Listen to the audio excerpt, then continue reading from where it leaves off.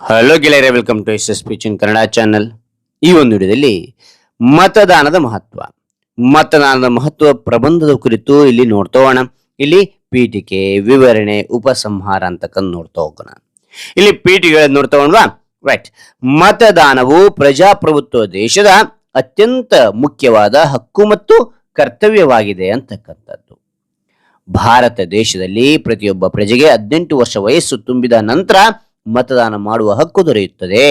ನೋಡಿ, ಇದು ಹಕ್ಕು ಮತ್ತು ಕರ್ತವ್ಯ ಮತದಾನ ಅಂತಕ್ಕಂಥದ್ದು. ನಮ್ಮ ಭಾರತ ದೇಶದೊಳಗೆ 18 ವರ್ಷ ತುಂಬಿದ್ರೆ ಸಾಕು, ಅವರು ಮತದಾನ ಹಾಕ್ಬೋದು.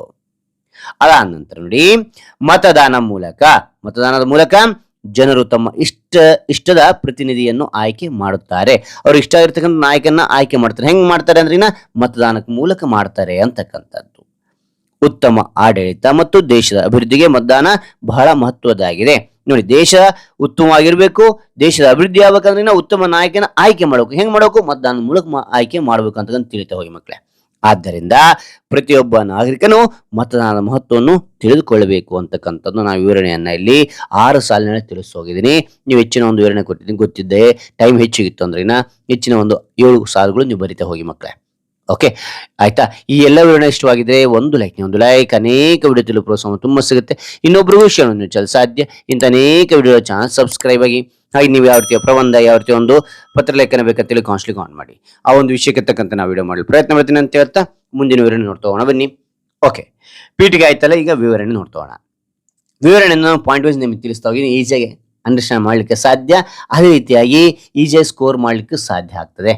ರೈಟ್. ಹಾಗಾದ್ರೆ ಇಲ್ಲಿ ಪೀಠಿಗೆ ನೋಡಿ, ಮೊದಲನೇ ಪಾಯಿಂಟ್ ಅದರಲ್ಲಿ ಪ್ರಜಾಪ್ರಭುತ್ವವನ್ನು ಬಲಪಡಿಸುತ್ತದೆ.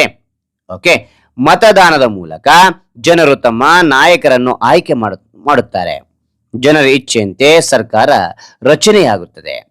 ಇದರಿಂದ ಪ್ರಜಾಪ್ರಭುತ್ವ ವ್ಯವಸ್ಥೆ ಬಲವಾಗುತ್ತದೆ ಅಂತ ನೋಡಬಹುದು. ಓಕೆನಾ? ಪ್ರಜಾಪ್ರಭುತ್ವವನ್ನು ಬಲಪಡಿಸಿದೆ ಯಾವ ರೀತಿಯಾಗಿ ಅಂದ್ರೆ ಮತದಾನ ಹಾಕೋದ್ರ ಮೂಲಕ ಅಂತಕ್ಕಂಥದ್ದು ಇಲ್ಲಿ ಬರಿತಾ ಹೋಗಿದ್ದೀನಿ. ಎರಡನೇ ಪಾಯಿಂಟ್, ಉತ್ತಮ ನಾಯಕರ ಆಯ್ಕೆ ಹೆಂಗ್ ಮಾಡಬೇಕು ಅಂದ್ರೆ ಇಲ್ಲಿ ಜನರು ಒಳ್ಳೆಯ ಮತ್ತು ನಿಷ್ಠಾವಂತ ನಾಯಕರನ್ನು ಆಯ್ಕೆ ಮಾಡಬಹುದು. ಉತ್ತಮ ನಾಯಕರು ದೇಶದ ಅಭಿವೃದ್ಧಿಗೆ ಕೆಲಸ ಮಾಡುತ್ತಾರೆ. ಜನರ ಸಮಸ್ಯೆಗಳಿಗೆ ಪರಿಹಾರ ಕಂಡುಕೊಳ್ಳಲು ಸಹಾಯವಾಗುತ್ತಾರೆ.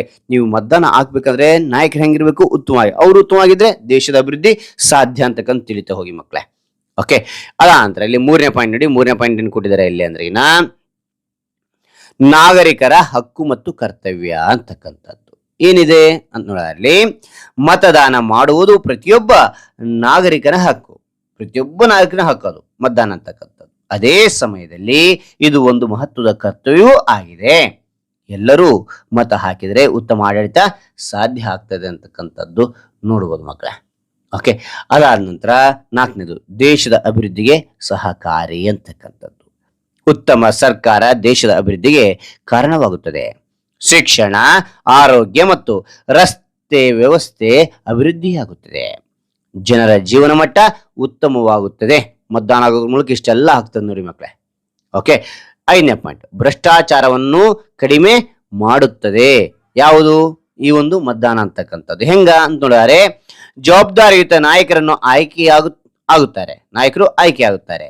ತಪ್ಪು ಕೆಲಸ ಮಾಡುವ ನಾಯಕರನ್ನು ಜನರು ತಿರಸ್ಕರಿಸಬಹುದು. ಇದರಿಂದ ಭ್ರಷ್ಟಾಚಾರ ಕಡಿಮೆಯಾಗುತ್ತದೆ. ನಾವು ಉತ್ತಮ ನಾಯಕರನ್ನ ಆಯ್ಕೆ ಮಾಡಿ ಅಂತ ತಿಳ್ಕೊರಿ, ನಾವು ಭ್ರಷ್ಟಾಚಾರ ನಿರ್ಮೂಲನೆ ಮಾಡ್ತಾರೆ.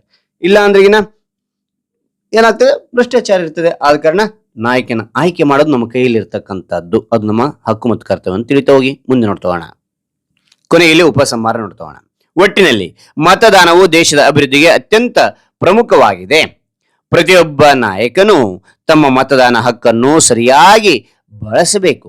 ಪ್ರತಿಯೊಬ್ಬ ನಾಗರಿಕನು ತಮ್ಮ ಮತದಾನದ ಹಕ್ಕನ್ನು ಸರಿಯಾಗಿ ಬಳಸಬೇಕು.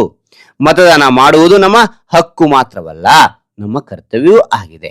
ಆದ್ರಿಂದ ಎಲ್ಲರೂ ತಪ್ಪದೆ ಮತದಾನ ಮಾಡಿ ಉತ್ತಮ ನಾಯಕರು ಆಯ್ಕೆ ಮಾಡುವಂತೆ ಮಾಡಬೇಕು ಅಂತಕ್ಕಂಥದ್ದು ನೋಡ್ಬೋದು. ಓಕೆನಾ ಮಕ್ಕಳೇ? ರೈಟ್. ಹಾಗಾದ್ರೆ ಈ ಎಲ್ಲಾ ಮಾಹಿತಿ ಅಂತಕ್ಕಂಥ ನಿಮಗೆ ಇಷ್ಟವಾಗಿದ್ರೆ ಒಂದು ಲೈಕ್ ಅನೇಕ ವಿಡಿಯೋ ಪ್ರೋತ್ಸಾಹ ತುಂಬಾ ಸಿಗುತ್ತೆ. ಇನ್ನೊಬ್ರಿಗೂ ಶೇರ್ ಮಾಡಿ ಸಾಧ್ಯ. ಇಂಥ ಅನೇಕ ವಿಡಿಯೋ ಚಾನಲ್ ಸಬ್ಸ್ಕ್ರೈಬ್ ಆಗಿ. ಮತ್ತೊಂದು ಹೊಸ ವಿಷಯದೊಂದಿಗೆ ಮತ್ತೊಂದು ಹೊಸ ವಿಡಿಯೋದಿಂದ ಭೇಟಿ ಆಗ್ತೇನೆ. Thank you for watching. Bye ಮಕ್ಕಳೇ.